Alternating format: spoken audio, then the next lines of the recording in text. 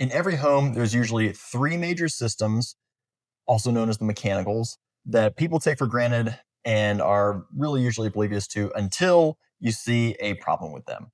And those three systems, which again make up the mechanicals of the house, are the electrical system, the plumbing system, and the HVAC system. So I've already done a video on the electrical system. That one is a little long, I apologize, but I get excited about these nerdy engineering topics, so you gotta bear with me. In today's video, we're going to talk about plumbing.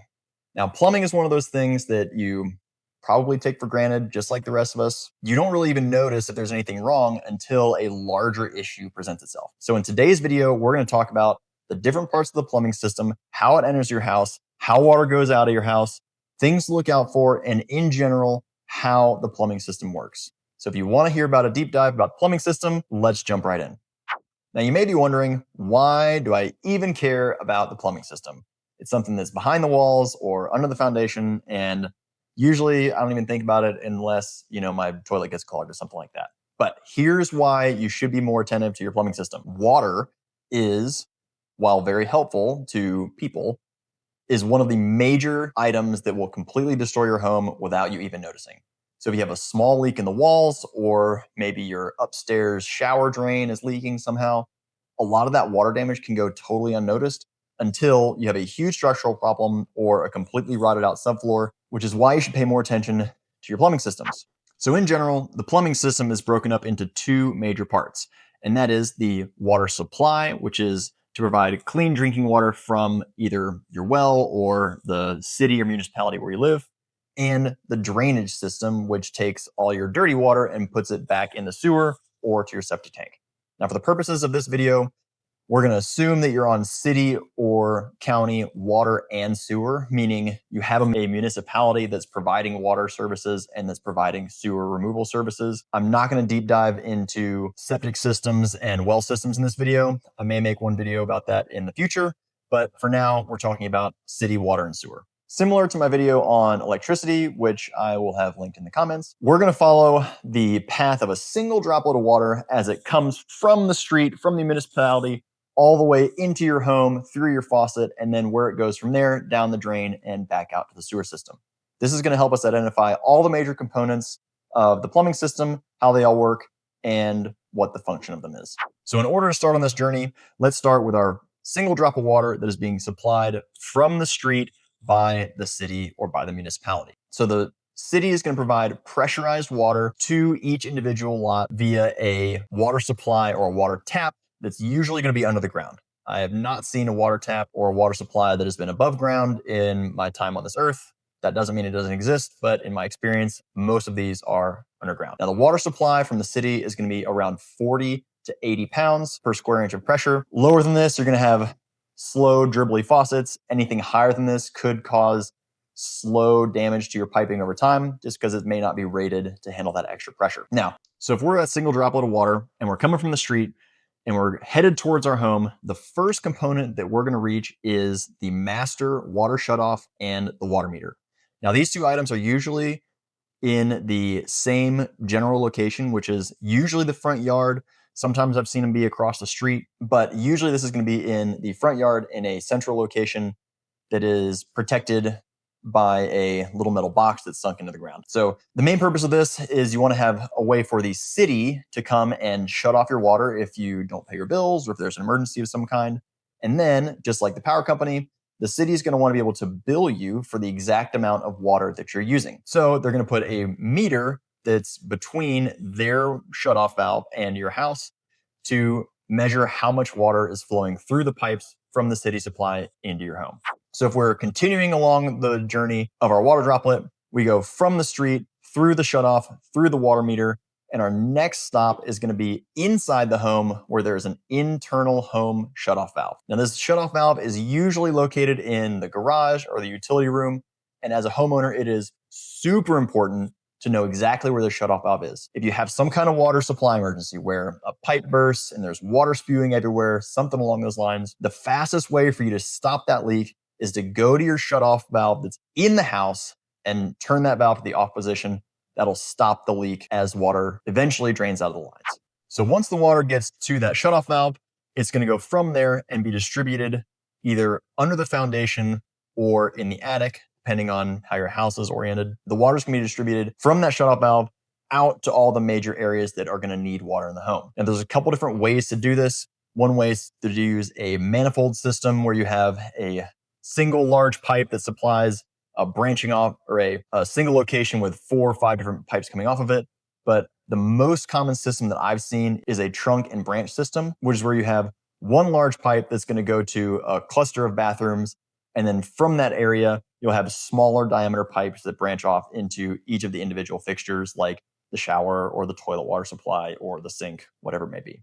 Now, from a logistical perspective, most bathrooms, kitchens, showers, wherever you're going to have a water supply, usually if you're in a multi-level home, all those areas are going to be stacked on top of each other. That way, you can run a single water supply pipe to one main area of the home and then have it branch from there into that same general area, which is going to minimize the amount of piping that's in the house, which is good because it makes it easier to find a leak, but also it's going to minimize the cost to install all this piping as well.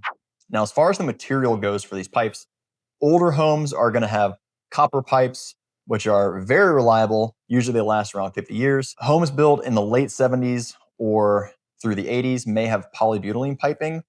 This stuff is not good. There's a lot of lawsuits out there about failures for polybutylene piping, leaks in the walls, significant water damage. Polybutylene piping is identified by its grayish color. So if you do have gray colored pipes in your house, you might want to get that checked out because it could be a ticking time bomb. Now, the most common material that's used nowadays in water supply piping is called PEX. And this is basically very durable, flexible plastic piping. You may recognize it under your sink or in your bathroom because it'll have a red and a blue color to it. Builders love this stuff. I love this stuff. I use it in my own renovations because it's flexible, it's strong, it's easy to run, it's easy to terminate. It's just great stuff and it lasts a long time. So now that we have water supplied to each of our general areas that are going to need water, so like our bathrooms or our kitchens, now we need to have a way to shut off water to each individual spigot or water supply to each individual component in that bathroom. For example, if you look under your kitchen sink, you're going to see a hot and a cold water pipe coming out of the wall. And then each one of those pipes is going to have a shutoff valve that allows you to individually stop the flow of water from the wall to your sink or the appliance. Sometimes these will be combined. So for example, in my house, we have a hot water supply that has a single valve that shuts off water to the hot water supply on the sink and the water that's going to the dishwasher. This doesn't really have a huge effect on daily use. It just means that if I need to do something with the dishwasher, I lose hot water at the sink as well. But the most important thing is that you have a way to shut off the water at each individual fixture in your home. At this point, we have completed our water supply journey. We've taken our drop of water from the city supply at 40 to 80 pounds. We've gone through the main city shutoff, through the water meter, through the interior home water shutoff, up into the attic or into the foundation, out through the walls, and all the way down into the individual fixtures in your bathrooms or your kitchens. So now, where does that water droplet go? You guessed it. It goes down the drain, which brings us to our second major portion of the plumbing system, which is the drain, waste, and vent system, sometimes called the DWV system. So for every drop of water that comes into the house, we want to have a controlled way to get it out of the house in a manner that's not going to result in water soaking into your walls or your baseboards or your furniture and ruining all your stuff. Each and every drain in your home is going to all lead back to a single main drain return line, which is going to be located underneath the home that brings all that water from those locations, such as kitchens, bathrooms, showers, whatever it may be, back to the city sewer system. Now, there are some important components that are located between the drain in your bathtub and the city return sewer. So we're going to go through those next. Unlike your water supply system, which is pressurized to allow water to be forced into the home when you open the faucet, your drain, waste, and vent system, or your drain system, is actually just fed off of gravity. So in order for it to work properly, not only do you need a place for the water to go, but you also need a vent for that water to flow properly. So think about when you were a little kid and you had water in a straw. If you were to dip the straw into your water glass, put your finger over the end of it, and lift the straw out, the water doesn't go anywhere, right? It gets stuck in the straw because there's no way for air to make its way into that little chunk of straw and to let the water flow out. So the same principle applies to your drain piping. The way the drain piping is set up in a home is that the drain and the vent systems are all interconnected. I'll get into exactly how they're interconnected in just a moment, but first let's continue our journey from the faucet down the drain. Because your drain system and your vent system are interconnected, we want to figure out a way to not have sewer gases come bubbling up through your kitchen sink or your bathroom drain. The way we do that is we have a P-trap, named because it is in the shape of a P, located at each one of those drains. So the P-trap is going to allow a small slug of water to act as a barrier between any gases that may want to come up the drain and any water that wants to go down the drain. Now this P-trap is to be continuously flushed every time you flush the toilet or let water go down your drain. So that water is going to stay somewhat fresh, which is going to prevent any gases from coming up from the drain system into your home. Now, all of the drains in your house should have a P-trap. The only exception to this is your toilets. The toilets are not going to have a P-trap in the drain system themselves because toilets are built with a water trap or P-trap in the toilet themselves. So if you go and look underneath your toilet, usually you can see the water line as it kind of snakes from the bottom of the toilet bowl and it'll go back up and then down into the floor. That is effectively a P-trap for the toilet. So as the water goes down the drain, it goes through the P-trap, and then it all runs toward a single collection area, which is the main drain sewer line. Now, one of the important parts of this drain waste and vent system, like I mentioned before, is the vent. Now, each one of these areas of your home is going to need to have some way to let air into that piping to let water flow properly. So the way I think about this is for every drain, I need to have some way to take my finger off the end of the straw to allow air into the system and let the water flow properly. The way we accomplish this is by putting vent piping up through the walls and out the top of the roof to allow airflow, number one, to get into the system to allow the gravity to work properly. But number two, it allows us to vent any sewer gases up above the house and away from any living areas. Interestingly enough, you can usually tell the location of any bathrooms in a home because if you look at the roof from the exterior, you'll see usually white PVC pipe that's poking up through the roof. And usually that piping will be 6 to 12 inches above the roof line. I always think it's funny whenever I drive by a house that I can tell exactly where a large portion of bathrooms, showers, and kitchens are because you can just look and see where the pipes are. If there's a large white PVC pipe, that may mean there's a couple of different bathrooms or showers in that area. Whereas if it's just a single pipe, maybe that's the laundry room. Now, as far as materials go for the drain and vent system in your home, most drains are going to be made out of PVC or ABS. Now, PVC and ABS are just different types of extremely firm, rigid, durable piping that is going to be corrosion resistant and chemical resistant and is going to allow all that drain and waste to go back to the street. PVC piping is nice to have, and you're going to see PVC piping in most new homes, if not all of them, as well as homes dating back probably into the late 1990s. Anything before the 90s, you may have cast iron sewer pipes. Not the worst thing, but not the best either. Because they're cast iron, they have a tendency to corrode over time. And eventually, if that pipe corrodes enough, it could cause a very large leak or a piping rupture. This actually happened to me fairly recently to one of my own rental properties. I had both a cast iron pipe rupture in the front yard, which was a huge headache to clean up. And incidentally, that home also had polybutylene piping, which resulted in another leak that was inside the walls. So, moral of the story, make sure if you're going to buy a rental property or your own property that you don't have polybutylene piping and you don't have cast iron sewers.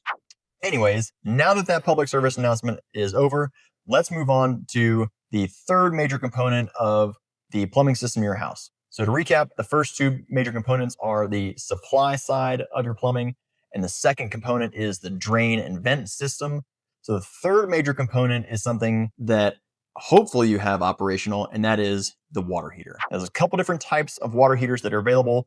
The main different types are a tank water heater, which is the traditional kind, and the tankless water heater, which is something that's come about probably in the last 15 to 20 years. So there's some pros and cons to each one. Pros of the tank water heater is that if you lose power, you still have a at least temporary supply of warm water because that whole tank of water is kept warm on a continuous basis. Now, if you have a tankless water heater, if you lose power, because of the way that it works, you now immediately lose all your hot water because you can't heat up the water as it's flowing through that tankless water heater. So in general, a tank water heater is going to have a couple of heating elements that are inside the tank itself. And that tank water heater is going to have a consistent internal temperature, usually somewhere in the 110 to 130 degree range. Any higher than that, and you could burn yourself. That's also an inspection item, so keep a lookout for that. So a tank water heater, because it has this continuous reservoir of heated water, it is going to be a little less efficient. So it could be more costly to operate over the course of the year. Traditional tank water heater is what you're going to find in most homes, although some new construction, well, most new construction homes I see nowadays are putting tankless water heaters just because they're easier to maintain over the long term. Now, the tank water heater does have some benefits. The nice thing is, like I mentioned before, if you lose power, you still have a reservoir of hot water, at least while that water cools down. But the drawback is that you now have a 40-gallon vat of water just sitting in your garage or utility room. So if something were to go wrong or that water heater were to burst, now you have a huge flood risk. Now, I've not seen any water heaters burst, but I have seen some piping related to the water heater break, which then has flooded units. So just keep an eye on the age of your water heater. A tankless water heater, in contrast to a tank water heater, a tankless water heater is going to be a little bit more efficient. It's going to use less energy because it's only heating the water as it's being run through the water heater. So when you turn on the hot water faucet in your bathroom, for example, the tankless water heater is going to sense that water flow, and it's only going to kick on the heating element after it senses the water flow. Now, the nice thing is that this gives you unlimited hot water, whereas with a tank water heater, you're going to run out of hot water eventually if you run through all 40 gallons of it. So in general, that's going to make a tankless water heater a little more efficient than a traditional tank water heater. Now, the downside of a tankless water heater is that they are a little bit more expensive to install and maintain, but in general, the operating costs of it are going to be lower. Now, as far as the way that we're going to put heat into our water heater, whether it's tankless or has a tank, it's either going to be an electric or a gas water heater. It doesn't really matter which type it is. It's just kind of a personal preference or whatever is supplied by our community. Benefits of having a gas water heater are that if the electricity goes out, you still have hot water, which is nice. On the other hand, having an electrical water heater is going to simplify your utility bills overall. The last major component of the plumbing system may be kind of obvious, but this is going to be each of the individual fixtures, faucets, and appliances. Now, each one of these faucets and fixtures are going to want to have a water shutoff supplied to them, like we discussed earlier. This is going to allow you to shut off water locally to that individual faucet or fixture if you have an issue with it. So as a recap, the four major parts of your plumbing system are the water supply portion of the system, the drain portion of the system, the water heater itself, and the fixtures and faucets themselves. So those are the four main components. Now, before we get out of here, I'm going to talk to you really quickly about the lifespan and the cost to replace these things and things to look out for. So as far as the cost, replumbing an entire house with PEX, if you need to do that, is going to be pretty costly. It's going to run anywhere from $15,000 to $20,000. And that is full start to finish, pulling out the old piping, installing the new stuff, and then patching up any holes in the walls. A water heater is going to run you anywhere from $900 to $2,000, depending on the grade of water heater that you get, whether it's a tank water heater, whether it's a tankless water heater. It really is personal preference. And then individual fixtures and faucets, those are going to be anywhere from $50 to $200, depending on, again, what level you want to go with. If you want to go with all metal or stainless fixtures, it's really personal preference. Now, the good news about your water heater and your piping are that these are pretty long-term, long-lasting items. So a water heater is going to typically last anywhere from 10 to 20 years, depending on how well you keep it up. And your piping is going to last anywhere from 40, 50, 60 years, or even longer, again, depending on the material and how well you maintain it. PEX and copper piping have very long lifespans, upwards of 50 years. Polybutylene piping, kind of anybody's guess. I've seen it last 20 years. I've seen it last 10 years. I've seen it last 70 years. It really depends. But in any case, it can be a ticking time bomb. Last thing before we get out of here, ways to spot issues with your plumbing system.